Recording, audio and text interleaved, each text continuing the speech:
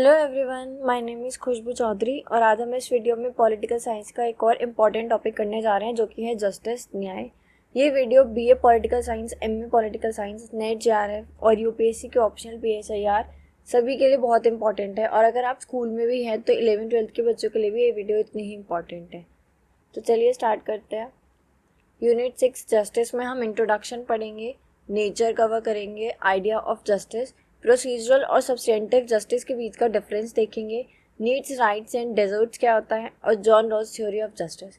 Video को and तक देखिएगा क्योंकि इस वीडियो में से आपके 2 से 3 क्वेश्चन हमेशा बनते हैं, जैसे कि John Ross theory of justice, या फिर आपको शॉर्ट नोट दे दिया जाता है नीड्स, राइट्स एंड डेजर्ट्स के ऊपर, या फिर आपसे डिफरेंस पूछ सकते हैं प्रोसीजरल और सब्सटेंटिव जस्टिस के ऊपर। और अगर आपने अभी तक मेरे चैनल सब्सक्राइब नहीं किया है तो आप सब्सक्राइब कर दीजिएगा, वीडियो एंड तक देखिएगा। अगर आपको यूज़फुल लगे तो अपने फ्रेंड्स और कॉलेज स्कूल ग्रुप्स पे शेयर करिएगा। Let's start with the introduction. Justice is the fair treatment of people. It is the quality of being fair and reasonable. Justice is the ethical philosophical idea that people are to be treated impartially, properly, fairly by the law and by arbiters of the law. ये अच्छा, हमारे लिए justice क्या होता है? हमारे लिए justice का मतलब, न्याय का मतलब होता है कि जो गुनहगार है उसको सज़ा मिल जाए, है ना, और जो बेगुनाह है उसको इंसाफ मिल जाए, यही तो न्याय होता है। तो जस्टिस का मतलब होता है जब लोगों के साथ फेयर ट्रीटमेंट किया जाता है, इम्पार्शियल तरीके से, अनबायस तरीके से, पक्षपात नहीं किया जाता और लोगों को फेयरली लॉ के अंडर में उनको फेयर ट्रीटमेंट दिया जाता है, तो वो जस्टिस होता है। It refers to the concept of order, lawfulness, moral behaviour and equality. हमने लास्ट वीडियो में इक्वालिटी कवर किया था, जिसमें हमने देखा था कि सिर्फ इक्वालिटी के अंदर ही बहुत सारे अदर कंसेप्ट्स भी आते हैं, जैसे कि राइट्स, फ्रीडम, लिबर्टी, जस्टिस। ऐसे ही जस्टिस के अंदर भी कुछ कंसेप्ट आते हैं, जैसे कि order, lawfulness, moral behaviour, equality. ये सारी चीज़ें जस्टिस के अंदर भी आती हैं। Its origin comes from the Latin word justice और justice, and now justice means the righteousness और इक्विटी। जस्टिस या जस्टिस जो वर्ड है ये लैटिन वर्ड से आया गया है, जिसका मतलब होता है equity. In any situation wherever we are, we want to be treated fairly, either in the courtroom or in a line at a bank or anywhere else. ये कह रहे हैं कि देखो, हम कहीं भी हो, किसी भी सिचुएशन में हो, किसी बैंक में हो, बैंक की लाइन में हो, कोर्ट रूम में हो, कहीं भी हो, हम चाहते हैं कि हमको फेयर ट्रीटमेंट मिले। ऐसा तो कोई नहीं चाहेगा ना कि उसके साथ अनफेयर ट्रीटमेंट हो, कि कोई किसी रेस्टोरेंट में जा रहा है और वहाँ पे उसको भगा दिया जा रहा है। ऐसे तो नहीं अच्छा किसी को भी लगेगा। कोई बैंक में अपना काम कराने गया है, उसको लास्ट में लाइन में खड़ा कर दिया जाए, क्यों? कि भाई तुम तो डार्क कलर के हो, या तुम्हारी तो हाइट बहुत छोटी है ना, या फिर तुम इस पर्टिकुलर एरिया से बिलोंग करते हो, इस पर्टिकुलर कास्ट से। कोई नहीं चाहेगा उसके साथ ऐसा व्यवहार हो, हर कोई चाहता है कि उसको इक्वली ट्रीट करा जाए। तो कोई भी सिचुएशन हो, सब चाहते हैं कि उनको फेयरली ट्रीट करा जाए, और वही जस्टिस है। वी शुड नॉट बी जज on the basis of our skin colour. हमें हमारे स्किन कलर के ऊपर जज ना किया जाए, ये जस्टिस है। We should not be paid any less because of our gender, है ना, कि हमें हमारे जेंडर के बेस पे ना पे किया जाए। भाई एक कंपनी में अगर लड़का काम करे, लड़की काम करे, सेम प्रोफाइल पे काम कर रहे हैं, सेम पोजीशन पे, तो उनकी सैलरी भी तो इक्वल होनी चाहिए ना, वरना तो उनके साथ वो अनजस्टिस हो जाएगा। ऐसे ही, and we should not have to wait longer at the bank because of what we are wearing and where we are come from, lower और अपर क्लास। और ये कह रहे हैं कि कोई भी बैंक की लाइन में बहुत लंबा वेट नहीं करना चाहेगा उसके कपड़ों की वजह से, कि आपने ये कपड़े पहने हैं तो नहीं, आपको तो हम बैंक में नहीं आने देंगे, है ना। ऐसे आप रेस्टोरेंट में गए हैं, अगर आप अच्छे सी बहुत लग्जरी सी गाड़ी लेके गए हैं और अच्छे से कपड़े सूट बूट पहन के गए हैं, तो आप गए हैं और उन्होंने आपके लिए पूरा रेस्टोरेंट खाली करा दिया कि आइए मैम, आइए सर, बस आप ही बैठेंगे। ऐसे भी नहीं होता, यहाँ पे बाकी लोगों के साथ अनजस्टिस होता है ना। और ऐसा भी नहीं है कि अगर आप लोअर टी शर्ट और स्लीपर्स में चले गए तो उन्होंने आपको बाहर से भगा दिया कि नहीं नहीं सर, कुछ ढंग के कपड़े पहन के गाड़ी वाड़ी में आइए, है ना। तो सब चाहते हैं ना उनको सब फेयर ट्रीटमेंट करें उनके साथ, तो वही जस्टिस होता है। जब हमें हमारे कोई स्किन कलर, हमारी क्लास, हमारे कपड़े, हमारी लैंग्वेज, इन सब के ऊपर जज ना करें। We feel we deserve equal and impartial treatment before justice, we all are equal. देखो, जस्टिस, न्याय, हम पढ़ते हैं ना, कानून के आगे हम सब बराबर हैं, है ना। तो हम सब डिजर्व करते हैं कि हमारे साथ इक्वल और इम्पार्शियल ट्रीटमेंट करा जाए, हमारे साथ कोई भी भेदभाव नहीं किया जाए, अन्याय ना हो। The rich should have no advantage over the poor. The powerful should not be treated different from the ordinary citizen. Men should not be privileged over women, the born over the unborn or the handicapped over the healthy. ये कह रहे हैं देखो जो ऐसे जो differences होते हैं ना, जब ये बंद हो जाएंगे तब रियल जस्टिस होगा. जैसे कि जो रिच है वो पुअर का एडवांटेज ना लें, जो पावरफुल हैं वो ऑर्डिनरी सिटीजन को तंग ना करें, जो मेन है वो वुमेन का प्रिविलेज ना लें, है ना, या फिर जो बॉर्न है वो अनबॉर्न और जो हैंडीकैप्ड है ओवर द हेल्दी. तो जब ये डिफरेंस ख़त्म हो जाएगा ना लोगों ने कि कौन अमीर है, गरीब है, कौन डिसेबल्ड है, कौन परफेक्ट है, कौन ऑर्डिनरी सिटीजन है, मेन है, वीमेन है, जब सब इक्वल होंगे. अच्छा जॉब चाहिए, आपके पास क्वालिफिकेशंस हैं, एलिजिबिलिटी क्राइटेरिया आपने क्रॉस कर दिया, ठीक है, आप क्या है क्या नहीं है, लड़का है लड़की हैं, काले हैं गोरे हैं, आपको जॉब मिल जाएगी, है ना. यही तो न्याय है. To rest human respect human rights is justice. औरों के ह्यूमन राइट्स को रिस्पेक्ट करना ही जस्टिस है. अगर आप औरों के ह्यूमन राइट्स को रिस्पेक्ट करेंगे, मतलब आप किसी से लड़ाई झगड़ा भी नहीं कर रहे, आप किसी के राइट्स में इंटरफेयर नहीं कर रहे, आप किसी की लिबर्टी या फ्रीडम नहीं छीन रहे, किसी प्रकार का समाज में कोई वायलेंस नहीं क्रिएट कर रहे, तो फिर लड़ाई होगी ही नहीं. लड़ाई नहीं होगी तो किसी को जस्टिस की मांग ही नहीं करनी पड़ेगी, है ना. तो हमें क्या है, औरों की ह्यूमन राइट्स को रिस्पेक्ट करना है, लोगों की लिबर्टीज़ और फ्रीडम इक्वालिटी को हर्ट नहीं करना है, ताकि किसी प्रकार का कोई झगड़ा विवाद ना हो और हमें या किसी सामने वाले को भी जस्टिस की मांग ना ही करनी पड़े.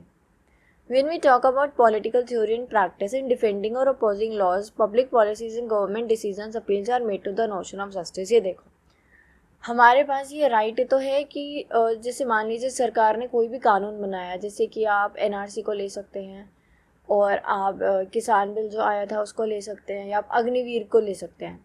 यहाँ पे क्या हुआ था, एक पोर्शन था जिन्होंने गवर्नमेंट को सपोर्ट किया था, तो उन्होंने गवर्नमेंट को अप्रिशिएट किया था. लेकिन एक और पोर्शन था जो खुश नहीं था, उन्होंने क्या करा, उन्होंने मूवमेंट्स करे और सरकार के खिलाफ आवाज़ उठाई, सरकार से रिक्वेस्ट करी. किस चीज़ के लिए करी उन्होंने, न्याय मांगने के लिए, जस्टिस मांगने के लिए. तो हम जब सोसाइटी में रहते हैं ना, तो वहाँ पे हम पॉलिटिकल प्रैक्टिसेस में इसके बारे में बहुत चर्चा करते हैं कि चाहे कोई सरकार की पॉलिसी हो, कोई डिसीज़न हो, कोई लॉ हो, हमारे पास राइट है कि हम उसको अपोज करेंगे या फिर उसको डिफेंड करेंगे.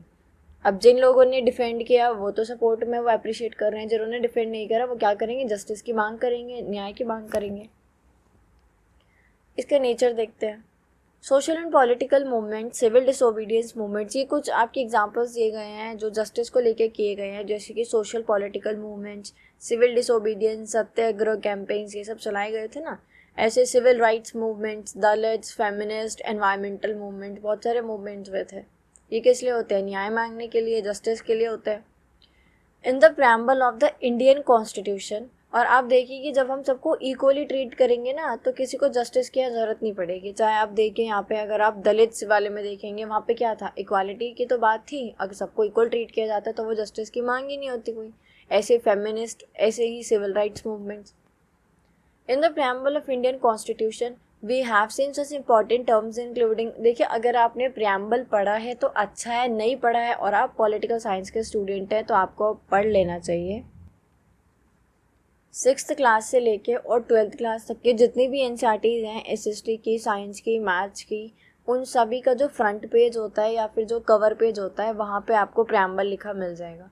तो हमारे प्रियम्बल एक ओवरव्यू है हमारे इंडियन कॉन्स्टिट्यूशन का, भारतीय संविधान का, जिसमें कुछ इंपॉर्टेंट टर्म्स यूज़ करी गई हैं, जैसे कि democratic Republic, justice, social, economic, political, और कुछ मॉरल वैल्यूज़ जैसे कि लिबर्टी, इक्वालिटी और फ्रेटर्निटी, है ना.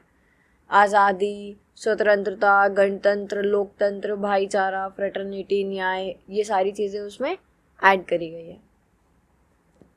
All these concepts show the interrelationship between concepts, terms, cultural, moral values. अभी जो हमने सारे terms और concepts और moral values पढ़े हैं, ये सब आपस में interconnected है. देखिए क्या फ़ायदा है कि अगर आपके पास लिबर्टी है, ठीक है, आपके पास राइट्स है, लेकिन इक्वालिटी नहीं है, तो आप क्या करेंगे उन लिबर्टी राइट का. या आपके पास इक्वालिटी है, जस्टिस है, राइट्स है, सब कुछ है, लेकिन आपके पास लिबर्टी नहीं है, आपके पास फ्रीडम ही नहीं है, तो भी आप फिर क्या कर लेंगे, है ना. या फिर आपके पास सब कुछ है लेकिन आपको जस्टिस नहीं मिल सकता, तो आपके साथ तो फिर कितना गलत होगा. सारी चीज़ें होने के बाद भी वो राइट्स, वो फ्रीडम, लिबर्टी का क्या काम है वहाँ पे, उस इक्वालिटी का, जब आपको ज़रूरत पड़ने पे न्याय ना मिले. तो ये सारी चीज़ें आपस में बहुत ही ज़्यादा इंटरकनेक्टेड हैं. For example, for some people justice means to get equal wages irrespective of their gender. देखिए, कुछ लोगों के लिए न्याय का मतलब होता है कि उनको इक्वल वेजेस मिले, इक्वल सैलरी इनकम मिले, उनके जेंडर को ना देखा जाए. कुछ के लिए for some getting equal rights in equal property rights is justice. कुछ के लिए उसके प्रॉपर्टी में उसको इक्वल शेयर मिल जाए वो न्याय है.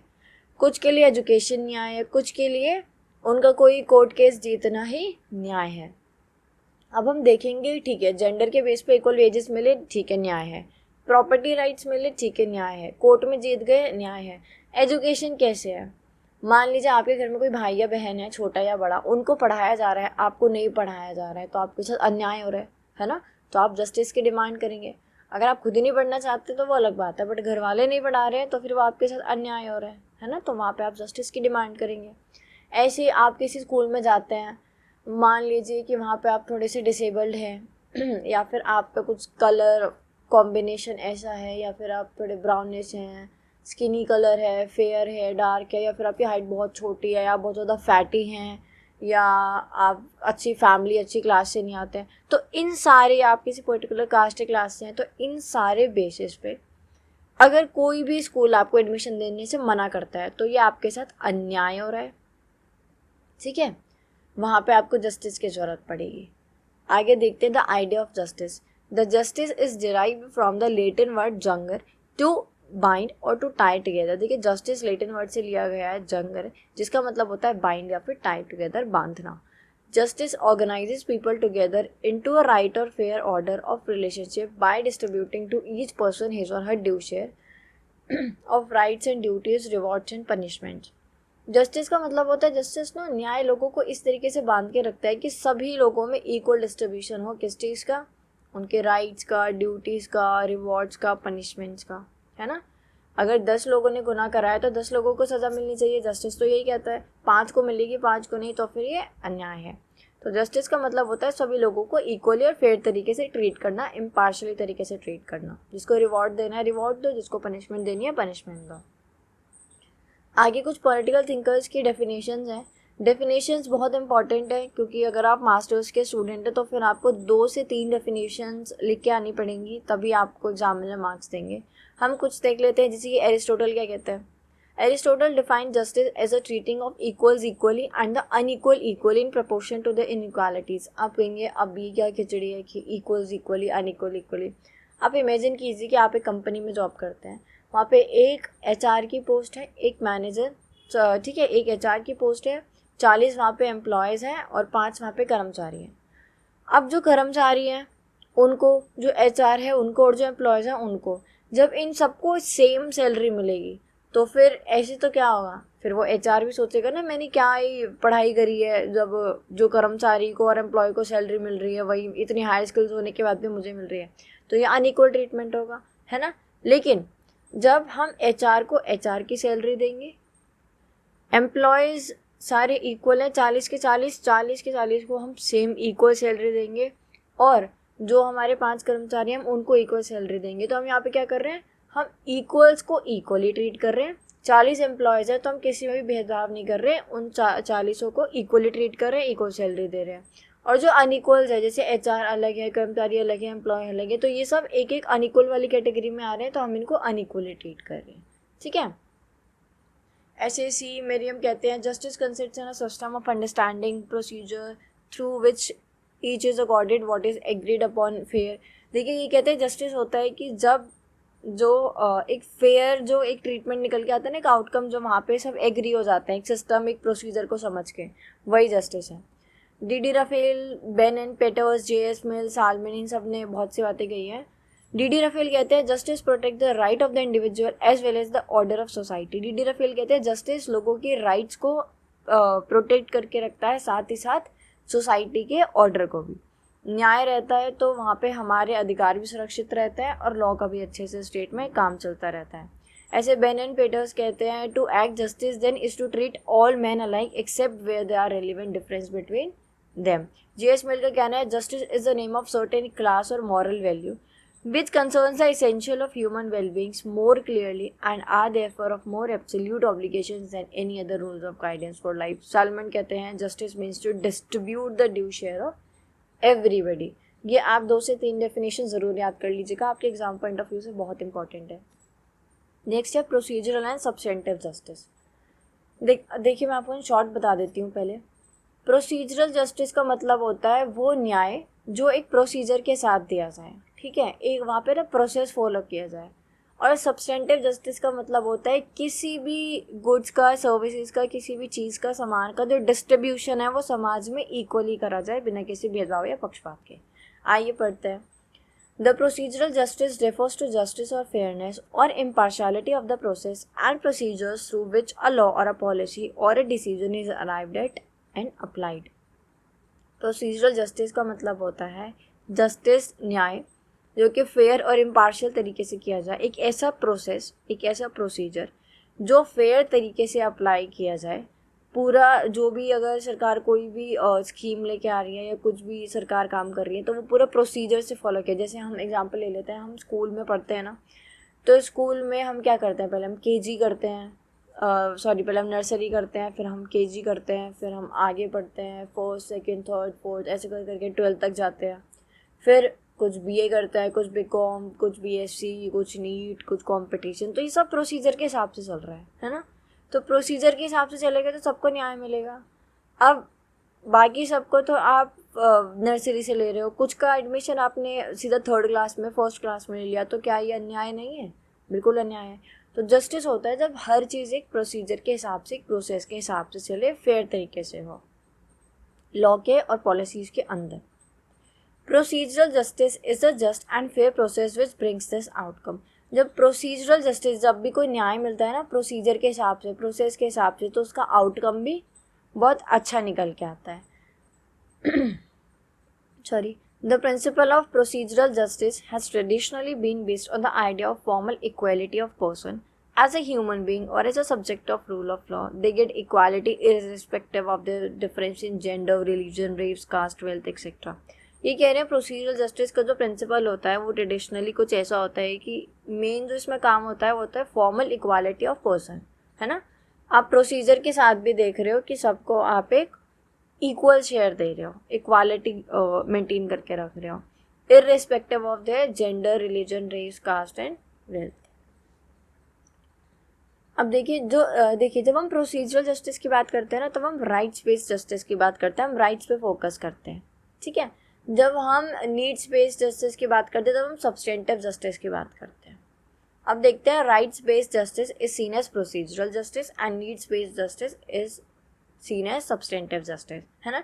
क्योंकि जैसे हमने अभी स्कूल का एग्जाम्पल लिया था तो वहाँ पे हमारा राइट है ना कि हम हर क्लास करें. ऐसे तो नहीं है स्कूल वालों के मन में उन्होंने सीधा हमें 2nd क्लास में ले लिया. नहीं, हमारे पास राइट है कि हम नर्सरी से पढ़ेंगे, 12th तक पढ़ेंगे और उसके आगे जो हमें पढ़ना है वो पढ़ेंगे, हमारा अधिकार है ना.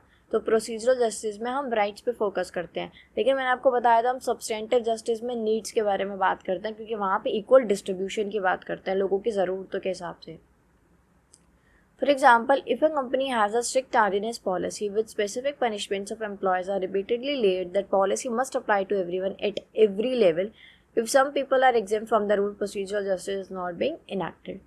जैसे कि उन्होंने एग्जाम्पल दिया है, कंपनी के अंदर कुछ हार्ड रूल्स बनाए गए हैं कि जो भी व्यक्ति इंडिविजुअल पर्सन लेट आएगा उसको पनिशमेंट मिलेगी. अब यहाँ पे 11 लोग लेट आए, 10 को पनिशमेंट मिली, 1 को नहीं मिली, चाहे वो किसी रिच क्लास से हो, चाहे उसका स्टैंडर्ड बहुत अच्छा हो, है ना, चाहे वो किसी प्रिविलेज ग्रुप से आता हो या वो उसका कलर कैसा हो, जेंडर कैसा हो. अगर इन सब के बेस पे उसको पनिशमेंट वहाँ पे नहीं मिलती है, यानी कि वहाँ पे फेयर ट्रीटमेंट तो नहीं हो रहा है, तो वहाँ पे उन 10 लोगों के साथ क्या हुआ, अनजस्टिस हुआ. लेकिन जब हम प्रोसीजर फॉलो करते हैं कि भाई प्रोसीजर क्या कहता है, 11 लोग लेट हैं, 11 के 11 को सज़ा मिलेगी, तो ये इससे क्या होगा, इससे जस्टिस होगा, न्याय होगा.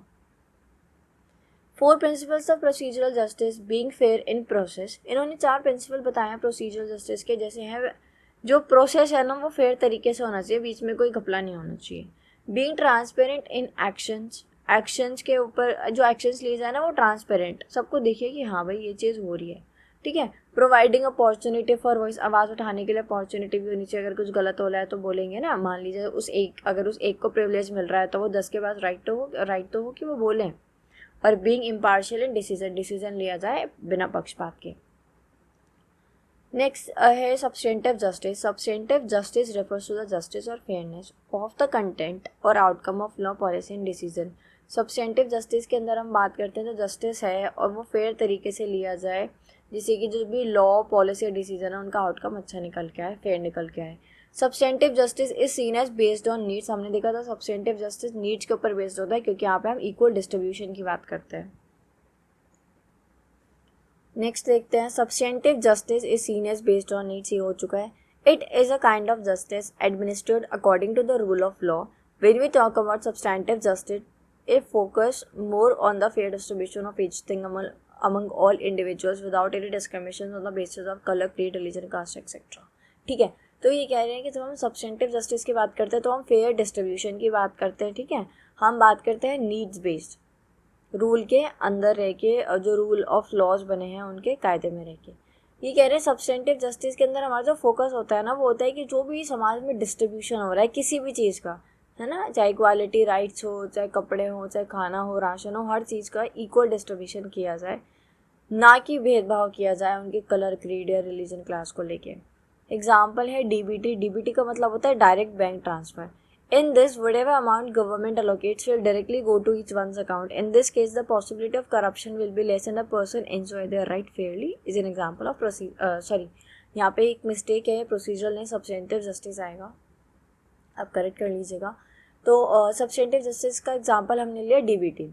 मान लीजिए सरकार ने कुछ 10,000 लोगों को चुना है कि वो उनके बैंक अकाउंट में कुछ 10,000 रुपये भेजेंगे, लेकिन अगर अभी जो है, अभी तो डीबीटी है, हम पहले की बात करते हैं। पहले के टाइम पे क्या होता था, सरकार ने बोला कि हम कुछ 10,000 लोगों के अकाउंट में 10,000 रुपये भेजेंगे, तो सरकार ने वो अपने नीचे जो भी उस पे काम कर रहे हैं उस स्कीम पे, उन लोगों को वो पैसा भेजा, फिर आगे फिर आगे फिर आगे, तो उन लोगों तक वो पैसा पहुँचते पहुँचते ना वो 10,000 का सिर्फ 2 से 3,000 रह जाता था, बाकी का 6-7 हज़ार बीच में गायब हो जाता था। तो सरकार ने क्या करा, सरकार ने बोला ये जो इतना पैसा करप्शन हो रहा है, इतने पैसे को लेके हम एक नई स्कीम लेके आते हैं डीबीटी, जिसमें सरकार ने आज फैसला लिया कि वो 10,000 लोगों को 10,000 रुपये देगी। तो यहाँ पे अब वो 10 लोगों के बीच होके नहीं जाएगा, वहाँ पे वो डायरेक्ट सरकार उन लोगों के अकाउंट में पैसा भेज देगी, जिसकी वजह से किसी भी प्रकार का कोई करप्शन ना हो और सभी लोग अपने राइट्स को फेयरली तरीके से एंजॉय कर सके, सबके साथ जस्टिस हो। नेक्स्ट देखते हैं नीड्स, राइट्स और डेजर्ट्स। देखिए नीड्स बेस्ड हमने देख लिया, सब्सटेंटिव जस्टिस होता है, हमने राइट्स बेस्ड भी देख लिया, प्रोसीजरल होता है, डेजर्ट्स होते हैं हमारे नेचुरल राइट्स। आगे देख लेते हैं नेचुरल जस्टिस।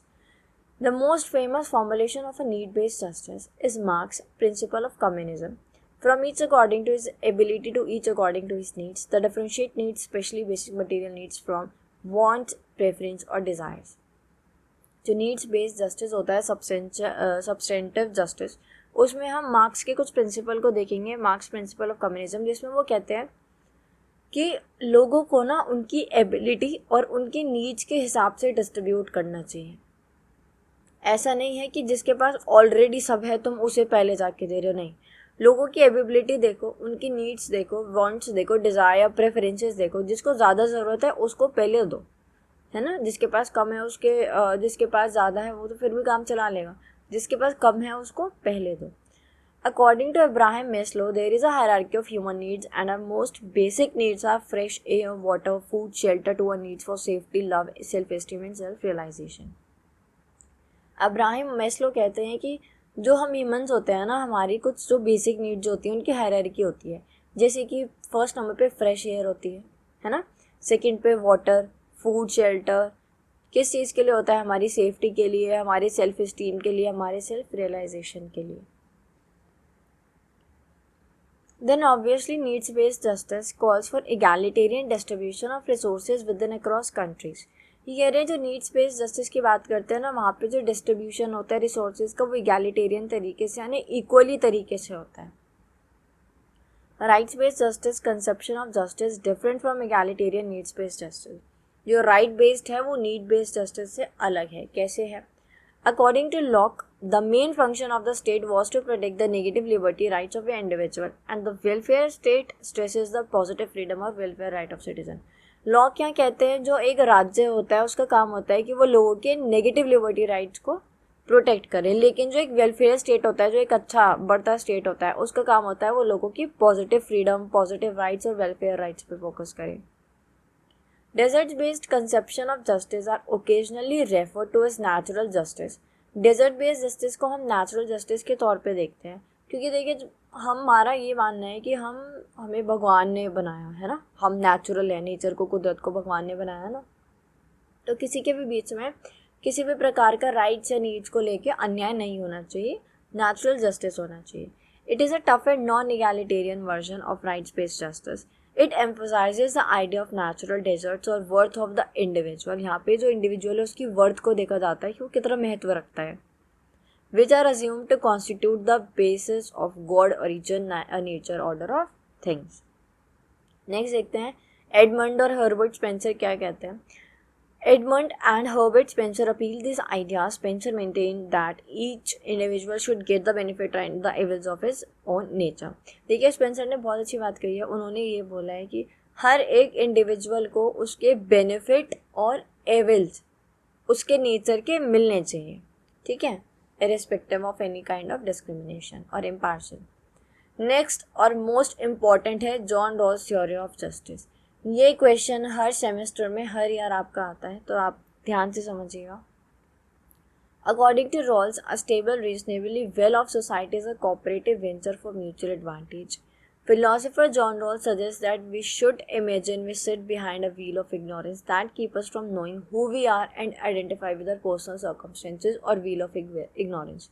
देखिए ये जो फिलोसोफर है जॉन रॉल्स, इनका मानना है कि हम एक व्हील ऑफ इग्नोरेंस के पीछे बैठे हैं, मतलब हम एक ऐसे पर्दे के पीछे बैठे हैं जिसके उधर क्या चल रहा है हमें नहीं पता. हम वहाँ जाएंगे तो हमें क्या पोजीशन मिलेगी, क्या हम रिच बनेंगे, पुअर मिलेंगे, क्या प्रोफाइल होगी, हम प्रिविलेज ग्रुप में आएंगे और डिसएडवांटेज ग्रुप में आएंगे, है ना. तो हमें इमेजिन करना है कि हम ऐसे एक पर्दे के पीछे बैठे हैं जिसके उधर क्या होगा हमें नहीं पता. A situation in which one does not know the position which he or she is going to occupy, rich, poor, privilege और disadvantage. आगे देखते हैं हम और अच्छे से. बेसिकली अगर मैं आपको इन शॉर्ट में बताऊं रीड करने से पहले, तो जॉन रॉल्स का मानना है कि हमारे समाज में, हमारी सोसाइटी में, स्टेट में जो गुड्स का, सर्विसेज का डिस्ट्रीब्यूशन है ना, वो इक्वली किया जाए और जो लीस्ट एडवांटेज ग्रुप है उनको पहले दिया जाए, ठीक है, और जो एडवांटेज हैं उनको दिया जाए लेकिन बाद में दिया जाए. पहले जिसको ज़्यादा ज़रूरत है उसको दिया जाए और इक्वल तरीके से दिया जाए, तभी हमारी सोसाइटी की ग्रोथ होगी. वरना अगर अमीर अमीर ही बनता रहेगा और गरीब को हम कुछ देंगे नहीं, तो फिर हमारी सोसाइटी में प्रोडक्टिविटी या ग्रोथ नहीं होगी, रुक जाएगी. Additionally, John Rawls believed in the concept of justice as fairness.